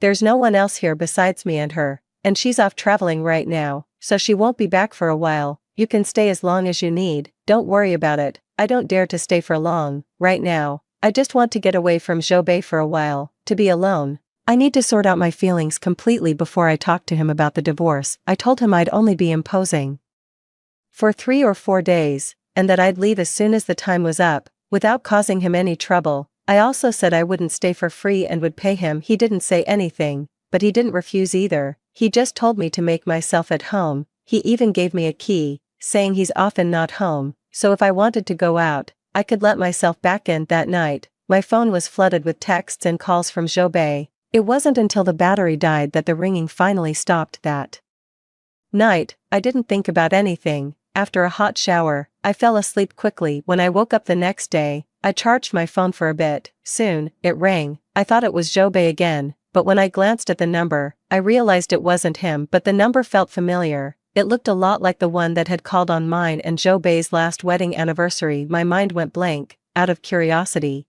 I answered the call. I was dying to know what news the caller had for me this time. The moment the call connected, the person on the other end immediately broke down and started screaming at me. This time, I could tell the voice was a woman's, and I guessed it was probably the woman who had been with Jobei when I saw him at the hospital. Her tirade was vicious and utterly shattering. She yelled, "Si-wan-wan, you bitch. Because of you, Jobei heartlessly made me get rid of my baby. I begged and pleaded with him to let me keep this child, and just because we ran into you at the hospital, he coldly changed his mind and forced me to abort." I couldn't listen to another word. I quickly hung up and blocked her number. This time, I finally couldn't hold it in. I rushed to the bathroom and was violently sick, retching until there was nothing left but bitter, acidic water. Tears streamed down my face uncontrollably alongside the heaving, and only then did I finally stop. I don't want to dwell on the memories of Jobei, but my mind keeps betraying me, pushing me to the brink of collapse. Time and again, I would submerge myself underwater until my breath grew faint. The lack of air became unbearable, and my mind went blank. Only then did I find a fleeting moment of peace. During my stay at Xiao Heng's place, I saw him come home every single day. He claimed he was off and away, yet I practically saw him daily. He came home from work much earlier than usual that day, since I thought he wouldn't be back until noon. I just went downstairs in my pajamas to get some water. Then I saw him already busy in the living room, and I was completely stunned. Our eyes met, and I blushed crimson with embarrassment. I wasn't wearing a bra, and I was terrified he might have seen something he shouldn't have. Without a second thought, I dashed back upstairs. It was, without a doubt, the most mortifying moment of my life. Ever since that phone call, I turned my phone off for 3 days and shut myself away in an unfamiliar room. Those days made me suddenly realize a lot of things. Love makes one endure, while the absence of it leads to straying. It's when one person is indecisive and soft-hearted that it fuels another's insatiable greed and desire to do any evil. So, Jobei, I don't want to be your good wife anymore. That day, I moved out of Xiao Heng's place. I left a substantial sum of money on the living room table along with a thank you note. I figured he'd see it when he got back. I put on the pale red dress I wore the day Jobei and I went to get our marriage certificate. What begins in one place should end there. The moment I switched my phone back on, Jobei's call came through. His voice was frantic, full of concern for me, yet not a single word of explanation about the woman and child at the hospital. I told him to wait for me at the office. I wanted to talk. He knew what it was about. So there was a long silence on the other end of the line. I didn't wait for his answer, because today I was determined to make him agree to the divorce. I went to him with the ultrasound from my last pregnancy. I knew exactly what would hurt him the most, just as he knew what would wound me the deepest. He didn't just hurt me once, he went ahead and did it a second time. He once promised he'd never break my heart, yet in the end, he was the very one who shattered it completely. It had only been a few days since I last saw Zhou Bei, but he looked utterly haggard, the bright, handsome man I once knew completely gone. Wan. His voice was as gentle as ever when he called my name, yet my heart felt parched and hollow. I got straight to the point and brought up the divorce again. This time, he didn't refuse or argue, he just kept his head bowed in silence. I was afraid he was just stalling, so I brought up the woman from the hospital and their child myself. Zhou Bei, you shouldn't have gotten rid of that baby, you've lost your first child. Wan, that child isn't mine. He was adamant that the child wasn't his, but I don't care anymore if the child is his or not, even if it isn't his now. What about in the future? You never know. I let out a sigh of profound regret before pulling the ultrasound report from my bag and holding it out to him. We could have had a child, Zhou Bei, but in the end, because of you, we lost the baby. When he saw the ultrasound report I handed him, his initial shock gave way to joy, but that joy instantly froze solid at my words. I watched as the color drained from his face, then twisted into rage, before finally collapsing into utter devastation. He smashed everything in the office he could get his hands on. A crowd had gathered outside, but no one dared to step in. I watched his tantrum with perfect calm. I felt nothing inside, only a cold, satisfying sense of vengeance fulfilled. Finally, exhausted, he broke down. Tears streamed down his face as he knelt before me, apologizing over and over. Wan, I was wrong. I'm the one who deserves to die. You shouldn't have taken our child out of spite. That was our first child. Zhou Bei, if you have any sense of remorse, I want you to agree to the divorce tomorrow.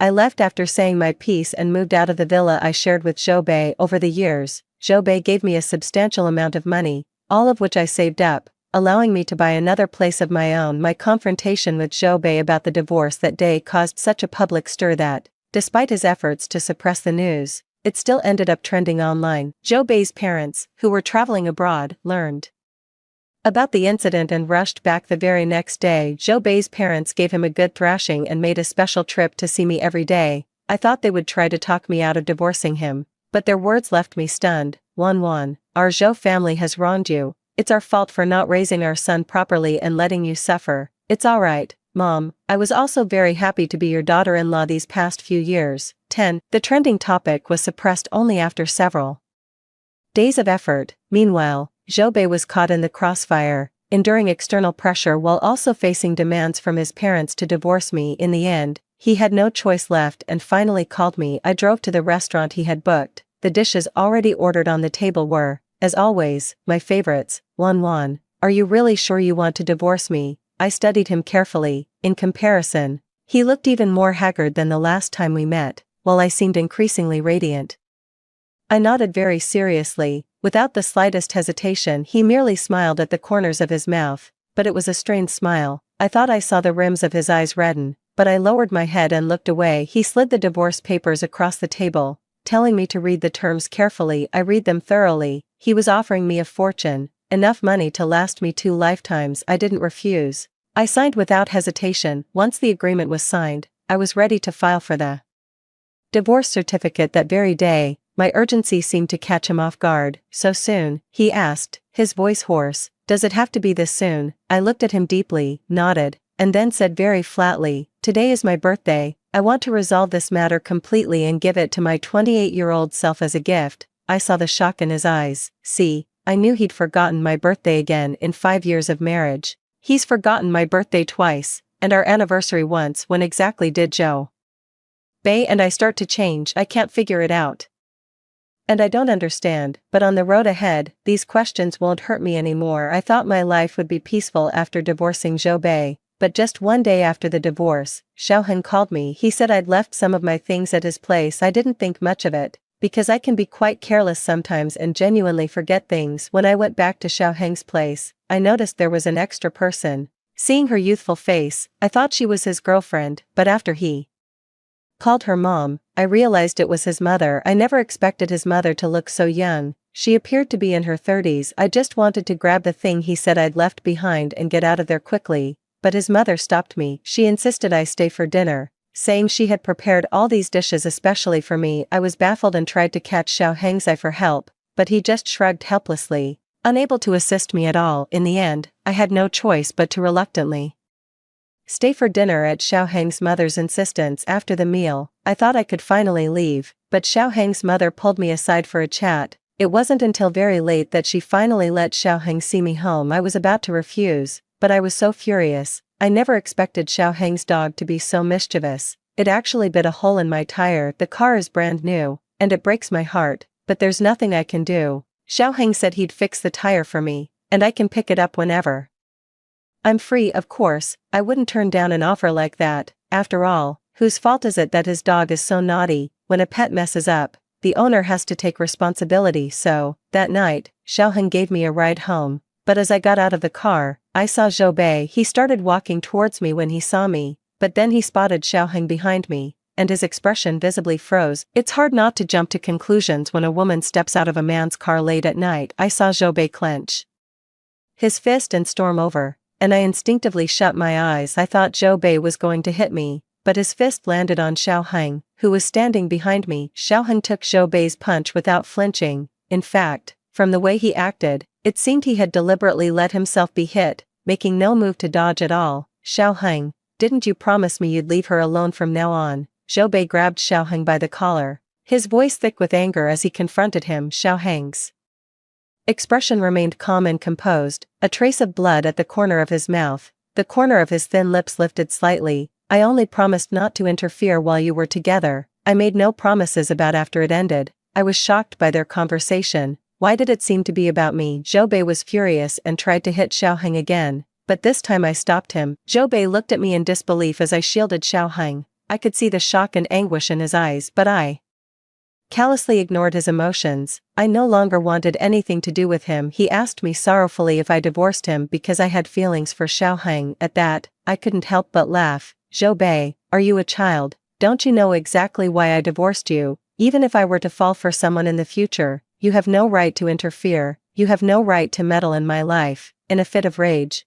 I blurted out everything on my mind, driving the words I'd been holding back straight into his heart. In the end, Zhou Bei left in utter humiliation, even tripping and falling on his way out. 11. This incident made me suspect that Xiaoheng might have feelings for me, so I laced every word I said with subtle hints of rejection, yet, he paid them no mind at all. What's more, he straightforwardly admitted to liking me. I had thought that, given Xiaoheng's temperament, he would probably avoid me entirely after being rejected, but I was mistaken. Not only did he show up, he kept popping up right in front of me. I genuinely had no idea how to handle a suitor like that. Back in university, I saw Xiaoheng a lot too, because he was so handsome. My roommates would always drag me to watch the guys play basketball. They were there for Xiaoheng, but my eyes were on Zhou Bei. Come to think of it, every time I went to see Zhou Bei, I'd always spot Xiaoheng there. I always thought someone with Xiaoheng's personality would be aloof, but I never expected him to be so shamelessly persistent in pursuing someone. I work at a pet shop, and he's always bringing his dog in for checkups. With how often he shows up, it's impossible not to read into it. I went to Xiaoheng's house that day to pick up my car. His mom answered the door, and I immediately felt a headache coming on. Whenever I get caught by his mom, I know there's going to be an endless conversation. Sure enough, my hunch was right. Auntie Xiao talked to me for what felt like ages. Every time I tried to come up with an excuse to leave, she'd find a reason to ask me for a little favor, and just like that, she asked me to go upstairs and fetch something for her. I wanted to say no, but she kept mentioning how she wasn't feeling well and things like that. I was helpless. The older ginger is spicier, as they say. I was no match for Auntie Xiao. I could only go upstairs and get the thing for her. Aunt Xiao said the key was in the last small room, but when I entered, I didn't see a single key, only many paintings. The person in the paintings was still me. I was utterly shocked, unable to utter a single word. Each painting depicted my likeness, scenes of me exercising in university, and me sitting alone on the basketball court with my backpack, waiting for Zhou Bei. There were even moments from every single campus event I ever attended. What's worse, there was even a portrait of me crying my eyes out. I remember this one. I was so absorbed in my phone that I got hit by a ball while walking past the court. I had just argued with Zhou Bei and was already feeling wronged. With my head hurting on top of that, the tears just started flowing uncontrollably. I was completely unaware that someone was right there, trying to comfort me. I didn't even register the apologies others were offering. My heart was in turmoil. I had thought Xiaoheng's affection for me was just a passing fancy. I never imagined he had liked me since university. Each painting was dated, and judging by the timeline, they spanned from my freshman year all the way to graduation. After I married Zhou Bei, the dates on the painting stopped at my graduation, that is, until I saw the one on the shelf, which must have been painted recently. It's a drawing of me in my pajamas going downstairs for a drink of water, and he saw it all so clearly, and he actually drew it. I wish the ground would swallow me up. How could he be so shameless? I felt like I had intruded on someone's privacy. My eyes darted around nervously, and after handing the item to Zhao's mother, I bolted straight outside. For several days in a row I kept avoiding Xiaoheng, but you can't run forever. That day, Xiaoheng finally cornered me, demanding to know why I was avoiding him. I stammered out an explanation, but he grabbed me, pulled me inside the house, and locked the door. My mind was completely filled with scenes from TV dramas, a forced kiss or something like that, yet all he said was a single sentence: Zhou Wanwan, it's my birthday today, will you spend it with me? I was about to say that if we were celebrating his birthday, I should go buy him a cake first, but to my surprise, he had already brought one himself. His intentions were crystal clear. He bought it in advance specifically so I would spend the day with him since it was his birthday. I didn't turn him down. When making a wish, he wondered if this year's wish would come true. I told him it would. He looked up at me, his gaze profound and intense. It felt too heated, so I shyly looked away. Then I heard him say, "Oh, really? I hope this year's wish comes true too."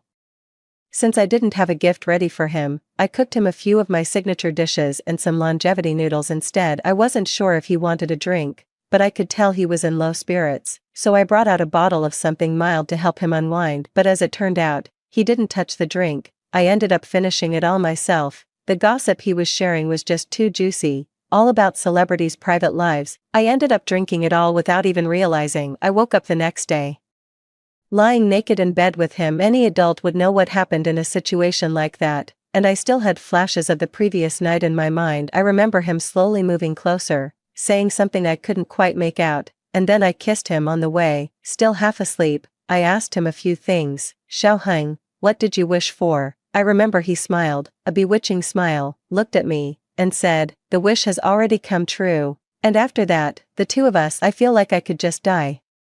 My college roommate was right. Xiaoheng really knows how to use his looks to reel people in. I shouldn't have given in to his charms and kissed him last night. Beauty truly leads one astray. I wanted to run, but Xiaoheng saw right through me. I don't know how to face him, and I'm not sure if I should try to accept him, but Xiaoheng's attitude really surprised me. He said not to feel pressured. If I want to take responsibility, I can. And if I don't, that's fine too. My inner thoughts at that moment were, in the following days, Xiaoheng deliberately started bringing his clothes into my place, piece by piece. His words said he didn't want me to take responsibility, but his actions told a completely different story. After spending some time with him, I realized he was incredibly domineering, extremely clingy, and insanely jealous. It was completely at odds with his usual aloof image. I tacitly accepted him living with me, and tacitly accepted the label of boyfriend that others gave him. Just like that, Xiaoheng and I naturally became a couple. In the year we've been together, Xiaoheng has been very tolerant of my little moods. When I get upset, he just quietly comforts me, never calling me out for being unreasonable. I found myself slipping back into my old, pampered ways. Even though Xiaoheng was perfect in every other way, I was annoyed by how often he pestered me at night. My back was covered in his scratch marks, yet he never learned his lesson. In the second year of our relationship, he proposed, but I turned him down. I was afraid he'd be angry, but instead, he comforted me. "Wanwan, I'm sorry, I was too impatient. It's a bit too soon. I just got out of a marriage and I'm not ready to jump into another one so quickly." In the 2 years I've been dating Xiaoheng, I haven't seen Zhou Bei once. The last I heard of him was when he was hospitalized, and there's been no word since. It is truly a shame to end a 28-year relationship just like that, but life is long, and one shouldn't dwell in the past forever. In the 3rd year of my relationship with Xiaoheng, I received a phone call from Zhou Bei. I glanced at Xiaoheng. He didn't get jealous. Instead, he gave me a hug and then chose to wait for me outside. I answered the call and heard Zhou Bei's voice on the line. It sounded exactly the same as before, unchanged. "Wanwan, is he treating you well?" I told him the honest truth. "Yes, he is." Zhou Bei fell silent for a long time. After what felt like an eternity, I could hear his muffled sobs on the other end of the line. "Wanwan, I miss you so much. It's been 3 years, every night for 3 years. I've talked myself out of coming to find you, but I'm really falling apart. I can't stop thinking about you, wanting to hold you, Wan. Please come back, I miss you so much." No matter how heartbroken or painful Zhou Bei's words were on the phone, my own heart remained completely unmoved. Maybe I've truly let go. Zhou Bei, everyone has to move forward, we're over, you should live your life well, and so should I. I've let go, and I hope you can let go of the past and start fresh too. So it wasn't my imagination these past 3 years, he was the one secretly watching me from the shadows. I thought I was just seeing things when I caught glimpses of Zhou Bei, but it really was him. In the 4th year after my divorce from Zhou Bei, I married Xiaoheng. I was pregnant, and they said it might be twins, so I accepted his proposal this year.